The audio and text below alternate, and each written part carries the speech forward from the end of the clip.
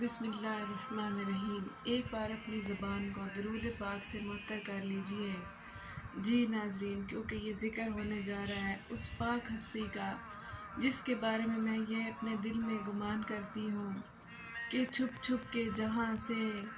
कहीं देख सकूँ मैं, जन्नत में मुझे ऐसी जगह मेरे खुदा दे। मैं ख़ुद को इस काबिल बनाऊँ कि जहाँ से मैं आका दो जहाँ का दीदार करती रहूँ। जन्नत में मुझे और कुछ नहीं चाहिए। दरूदो सलाम हो मेरे आका और मेरे मौला सैयदना मोहम्मद मुस्तफ़ा सल्लल्लाहु अलैहि वसल्लम पर, जिनकी सूरत को अल्लाह तबारक व तआला ने अपनी ज़ात के जमाल से हुस्न बख्शा, अपनी सिफ़ात आलिया के अनवार का लिबास पहनाया। कुरान मजीद की सूरतों की शुआओं से आप सल्लल्लाहु अलैहि वसल्लम की उसवा हसना और सीरत तैयबा के हुस्न को ज़ाहिर फरमाया। कुरान करीम की आयात की चमक दमक से आपके खुल्क़ व आदात को मुज़य्यन फरमाया। आप सल्लल्लाहु अलैहि वसल्लम को अपनी किताब का सिर्र नेहा और तमाम मौजूदात का नुक्ता आगाज़ बना कर भेजा। तमाम तारीफ़ें उस रब्बुल इज़्ज़त के लिए कि जिसने हर मौजूद शय को वजूद बख्शा। तमाम तारीख़ें उस रब्बुल इज़्ज़त के लिए जिसने शाहिद व मशहूद को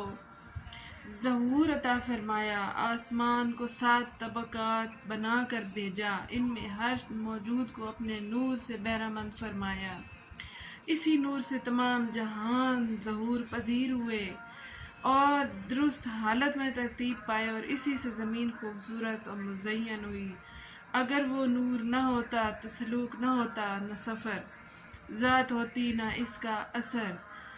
कुछ भी मौजूद न होता। दरूदो सलाम हो हमारे आका दो जहां सल्लल्लाहु अलैहि वसल्लम की ज़ात पाक पर कि जिनको अल्लाह ताला ने अपने नूर से पैदा किया और नूरिन मिन नूरिल्लाह नाम फरमाया, लक़ब अता फरमाया। कोई और हस्ती नहीं, मोहम्मद मुस्तफ़ा सल्लल्लाहु अलैहि वसल्लम की ज़ात पाक है। प्यारे दोस्तों, अल्लाह ताला माफ़ कर देने वाला है, रहमान है, और वो ये चाहता है कि मेरी सिफ़त रहमानी अपनी ताकत के मुताबिक तमाम लोगों में हो, उनमें माफ़ कर देने और सुलह रहमी की गुंजाइश मौजूद हो। अल्लाह ताला जब्बार है और वो देखता है, इजाज़त देता है कि जब कोई तुम पर जुल्म करे, तुम्हें एक थप्पड़ मारे, तो उसके बदले में तुम उतनी ही तकलीफ़ सामने वाले को पहुंचा सकते हो जितनी तुम्हें पहुंचाई गई। लेकिन अल्लाह ताला सत्तार है, अल्लाह ताला सत्तारुल अय्यूब है, खुद भी पर्दे में है, और ये पसंद फरमाता है कि आप भी, कि अगला शख्स भी पर्दे में हो और दूसरों का भी पर्दा रखे। वो हामिद है, महमूद भी है, हम्द करता भी है और चाहता भी है कि उसकी हम्द हो। लेकिन एक वाहिद ऐसी खूबी जो रब्बुल इज़्ज़त में है, जो वो नहीं चाहता कि किसी और में हो, और वो खूबी उसकी जो है वो मुतकब्बिर की है। अल्लाह ताला फरमाता है कि मैं मुतकब्बिर हूँ, मैं ये नहीं चाहता कि कोई और भी मुतकब्बिर कहलाए, चाहे वो कितनी बड़ी ज़ात ही क्यों ना हो, कितनी बड़ी हस्ती ही क्यों ना हो। ये मेरा एक ज़ाती सोच है, ज़ाती तसव्वुर है कि रब ताला मुतकब्बिर कहलाता ही इसीलिए है क्योंकि वो मोहम्मद मुस्तफ़ा सल्लल्लाहु अलैहि वसल्लम का रब है और उसको तख्लीक करने वाला है, और उसको उस पाक हस्ती को संवारने और बनाने वाला है। मुझे अफ़सोस होता है उन लोगों पर, उनकी सोचों पर जो कहते हैं नाउज़ बिल्लाह, कुरान की आयत का सहारा लेके कि जिसमें हजूर फरमा रहे हैं, जिसमें कुरान की आयत ये कह रही है कि हमने एक नबी भेजा जो तुम में से तुम जैसा। इस आयत का सहारा लेते हुए लोग इस तर्जमे को इस तरह समझते हैं कि नाउज़ बिल्लाह कि वो हम जैसे बशर थे, वो हम जैसे आका दो जहां सल्लल्लाहु अलैहि वसल्लम भी हमारी तरह बाज़ार जाते थे, खाते थे, पीते थे, बात करते थे, उनके भी दोस्त अहबाब थे, तो वो हम जैसे थे।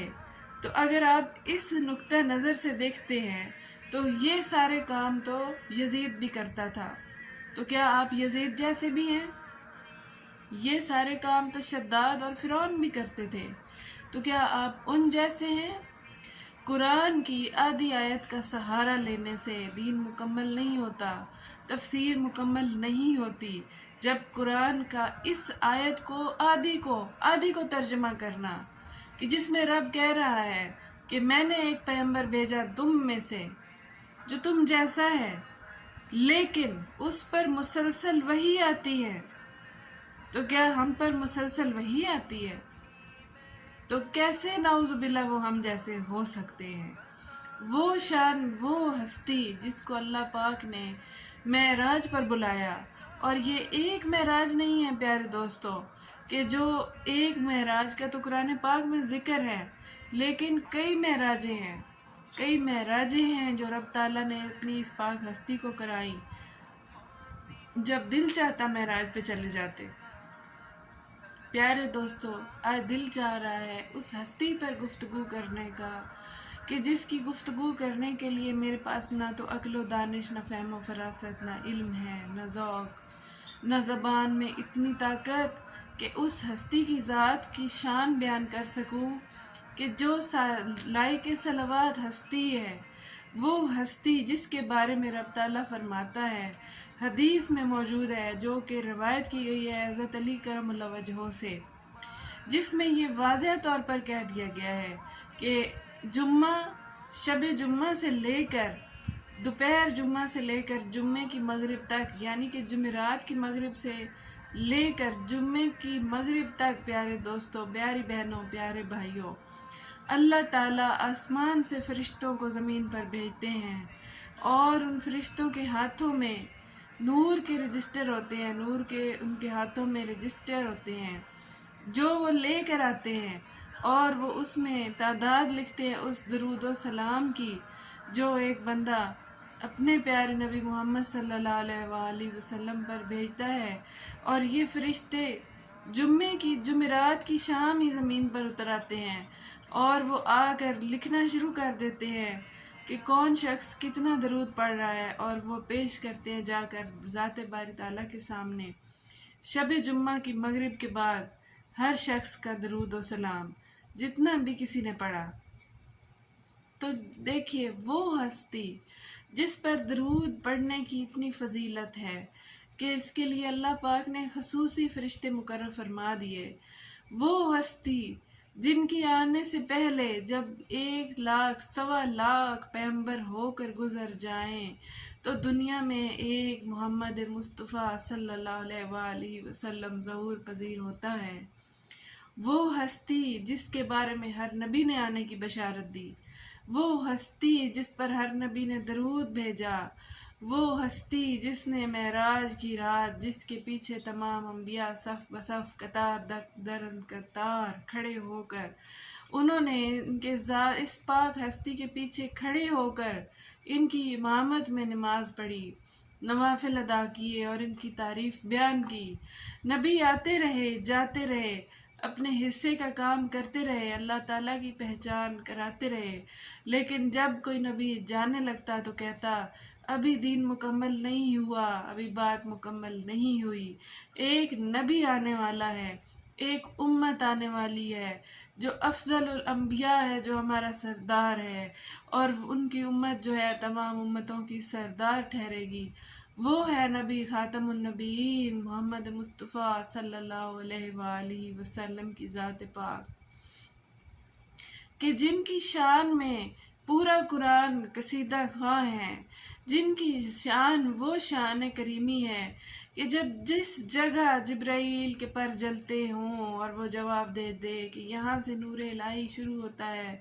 اور اس سے آگے میرے آقا میں نہیں جا سکتا، میرے پر جل جائیں گے نور کی تجلی سے، وہاں میرے آقا جوتی سمیت معراج کرنے چلے جائیں، اور میں تو یہ کہوں گی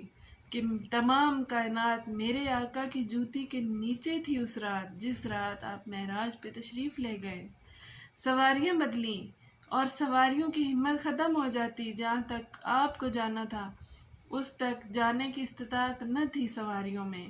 کئی سواریاں بدلیں، اور پھر اس کے بعد جب آپ تشریف لے جاتے ہیں تو رب تعالیٰ